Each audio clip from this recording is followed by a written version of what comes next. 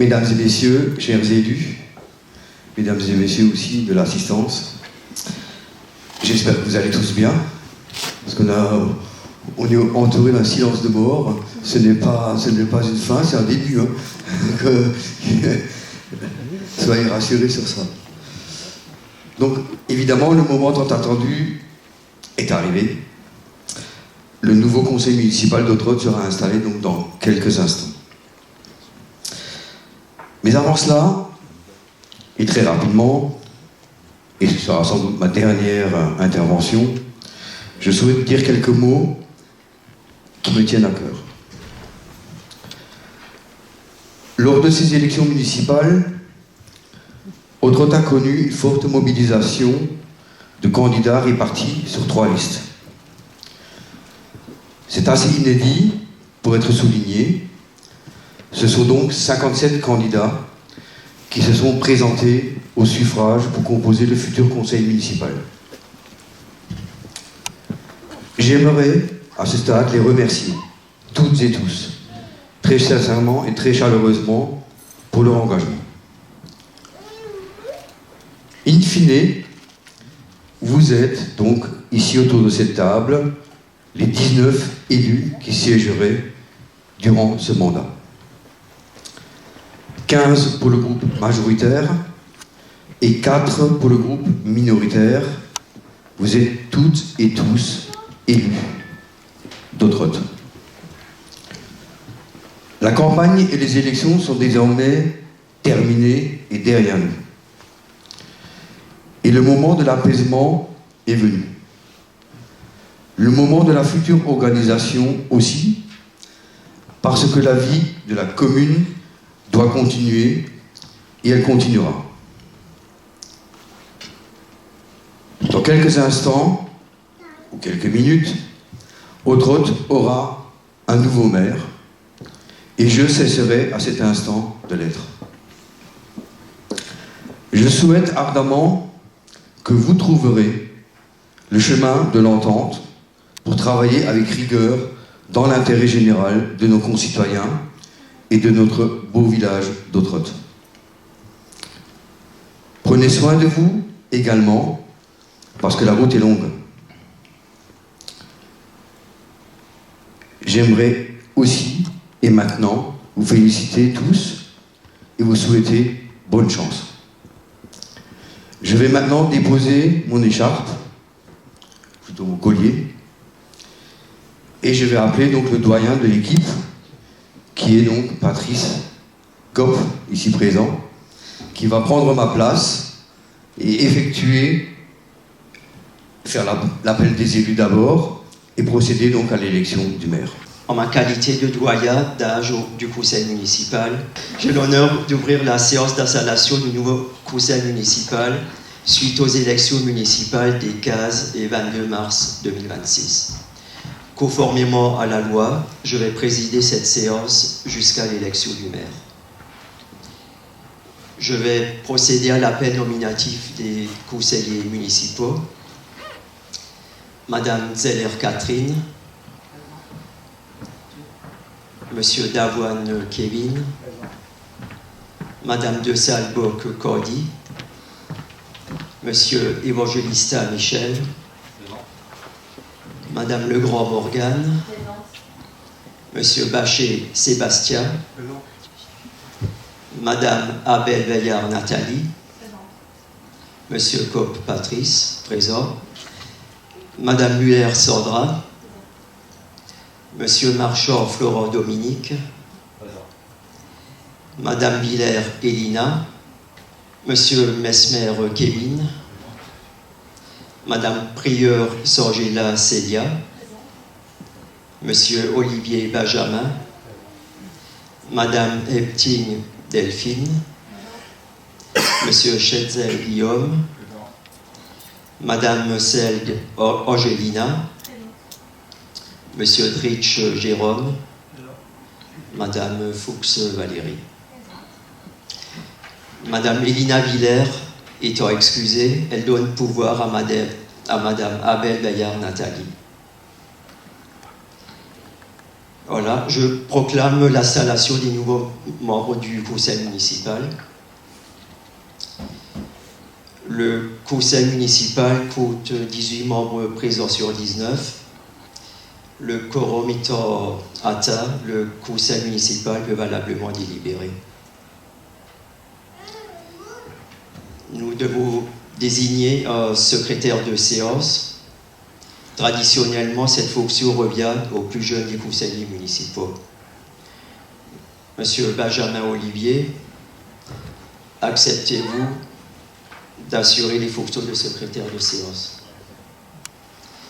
Alors, je vous demanderai de voter qui est pour, qui est contre, et qui s'abstient.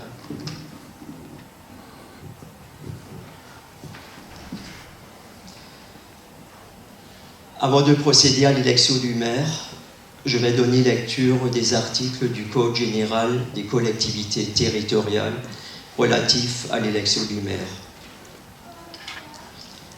Alors, article L 2122-4, conditions pour être maire ou adjoint.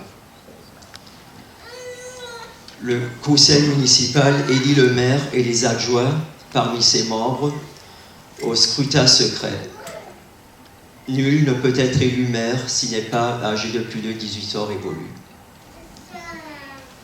Les fonctions de maire sont incompatibles avec l'exercice d'une des fonctions suivantes. Président d'un conseil régional, président d'un conseil départemental.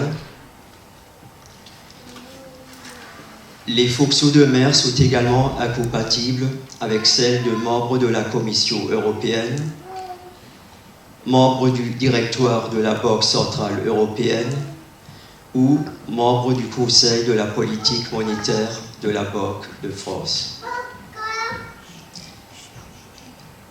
Tout maire exerçant une fonction le plaçant dans une situation d'incompatibilité prévue par les 2e et 3e alinéas cesse de ce fait même d'exercer ses fonctions de maire. En cas de contestation, l'incompatibilité prend effet à côté de la date à laquelle la décision juridictionnelle confirmant l'élection devient définitive.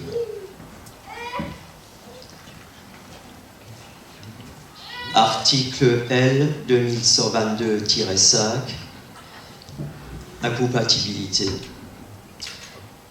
Les agents des administrations ayant à connaître de la comptabilité communale, de l'assiette, du recouvrement ou du contrôle de tous impôts et taxes ne peuvent être maires ou adjoints, ni en exercer même temporairement les fonctions. Dans toutes les communes qui, dans leur département de résidence administrative, sont situées dans le ressort de leur service d'affectation. La même incompatibilité est opposable dans toutes les communes du département où ils sont affectés, au comptable supérieur du Trésor et au chef de services départementaux des administrations mentionnées au premier alinéa. Elle est également opposable dans toutes les communes de la région ou des régions où ils sont affectés, aux directeurs régionaux des finances publiques et aux chefs de services régionaux des administrations mentionnées au premier alinéa. Article L 2122-7, modalité d'élection du maire. Le maire est élu au scrutin secret et à la majorité absolue. Si, après 2 tours de scrutin, aucun candidat n'a obtenu la majorité absolue, il est procédé à un 3e tour de scrutin et l'élection a lieu à la majorité relative. En cas d'égalité de suffrage, le plus âgé est déclaré élu. Ces articles précisent notamment que le maire est élu au scrutin secret et à la majorité absolue parmi les membres du conseil municipal. Nous arrivons maintenant au moment où nous allons procéder à l'élection du maire par vote à bulletin secret.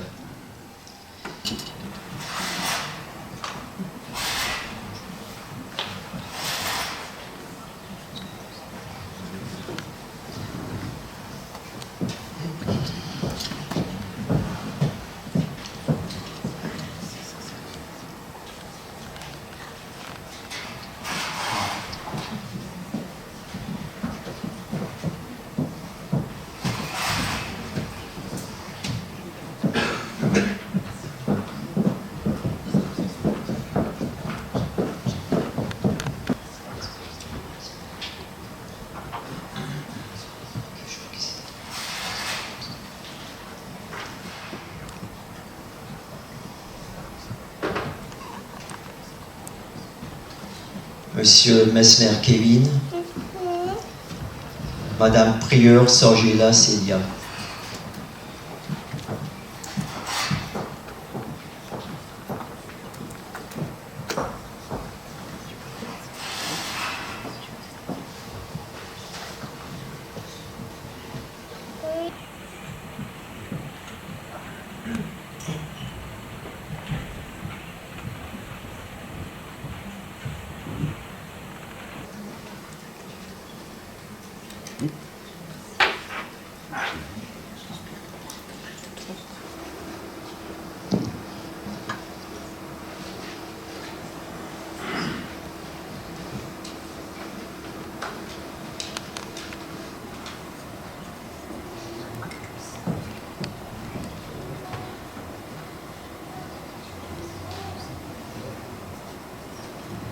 Au vu des résultats du scrutin, je proclame Madame Catherine Zeller élue maire de la commune d'Ottrott avec 15 voix sur 19 suffrages exprimés.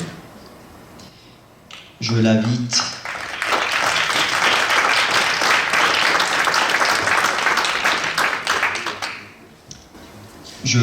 à prendre la place à la présidence de la séance.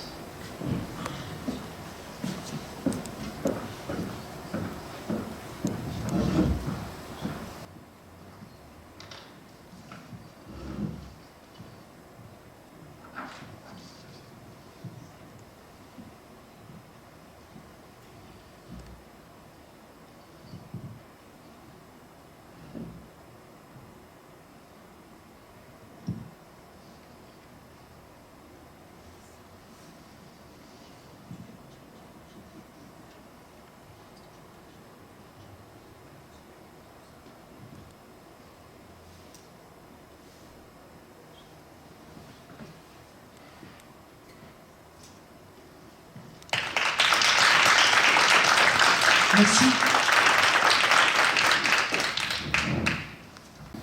Conformément au Code général des collectivités territoriales, le conseil municipal doit déterminer le nombre d'adjoints au maire. Pour la commune d'Ottrott, 1680 habitants, le nombre d'adjoints ne peut excéder 30% de l'effectif légal du conseil municipal, soit 5 adjoints. Je propose de fixer le nombre d'adjoints à 5.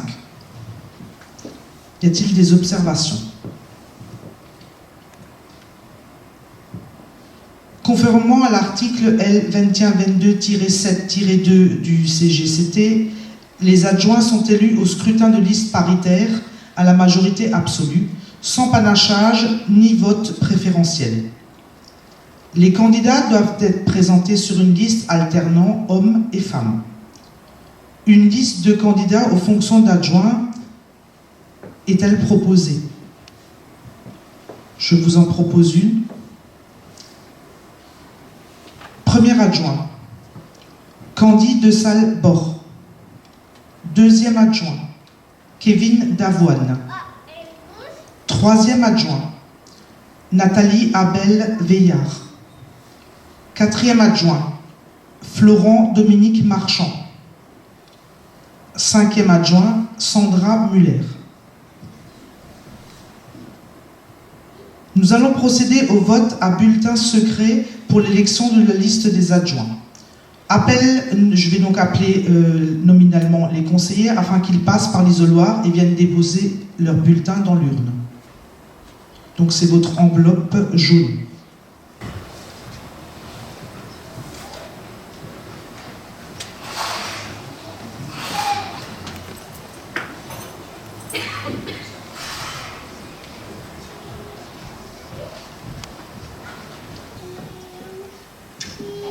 Je vais aller voter.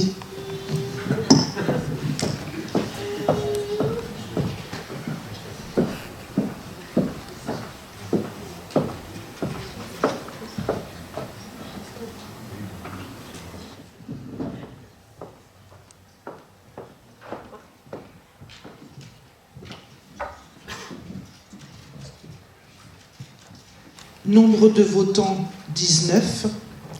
Suffrage exprimé 15.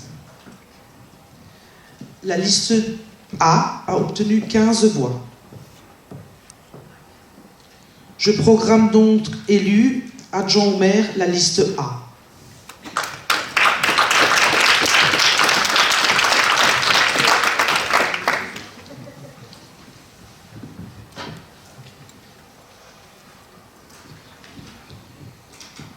Je vais vous lire la charte de l'élu local. En application de l'article 1111-12 du Code général des collectivités territoriales, les élus locaux sont les membres des conseils élus au suffrage universel pour administrer librement les collectivités territoriales dans les conditions prévues par la loi, ainsi que les élus des arrondissements de la ville de Paris et des communes de Lyon et Marseille. Tout mandat local se distingue d'une activité professionnelle et s'exerce dans des conditions qui lui sont propres. Il se traduit par des droits et des devoirs prévus aux articles 1111-13 et L 1111-14. Ces dispositions constituent la charte de l'élu local. Paragraphe 1. Dans l'exercice de son mandat, l'élu local s'engage à respecter les principes de liberté, d'égalité, de fraternité et de laïcité, ainsi que les lois et les symboles de la République. Paragraphe 2. L'élu local exerce ses fonctions avec impartialité, diligence, dignité, probité et intégrité. Dans ce cadre, il poursuit le seul intérêt général à l'exclusion de tout intérêt qui lui soit personnel, directement ou indirectement, ou de tout autre intérêt particulier. Paragraphe 3. L'élu local veille à prévenir ou à faire cesser immédiatement tout conflit d'intérêts réprimé par la loi. Lorsque ses intérêts personnels sont en cause dans les affaires soumises à l'organe délibérant dont il est membre, l'élu local s'engage à les faire connaître avant le débat et le vote.